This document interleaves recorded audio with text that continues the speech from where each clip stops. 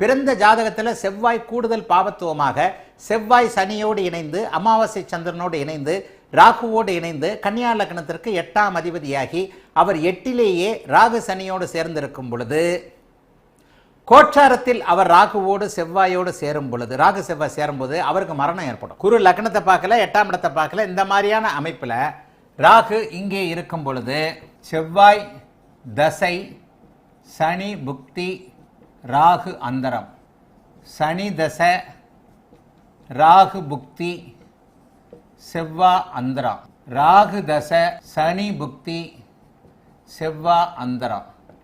இந்த மாதிரியான காம்பினேஷன்ல இவருக்கு லக்னாதிபதியும் இதை பொறுத்து இந்த இடத்துல கண்டிப்பா மரணம் வரும்.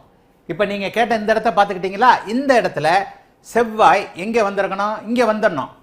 செவ்வாய் பாவத்துவம் இங்க வந்துடும். இந்த சனி செவ்வாயோடு சேரும் போதே இந்த செவ்வாய் அந்த அந்தரங்கள்ல, செவ்வாய் புக்திகள்ல பிரச்சனைகள் ஆரம்பித்து ராகுவை செவ்வாய் நெருங்க 12 டிகிரி இருக்கும் பொழுது பிரச்சனைகள் ஆரம்பித்து ராகுவிற்கு 8 டிகிரிக்குள்ள மரணம் ஏற்படும்.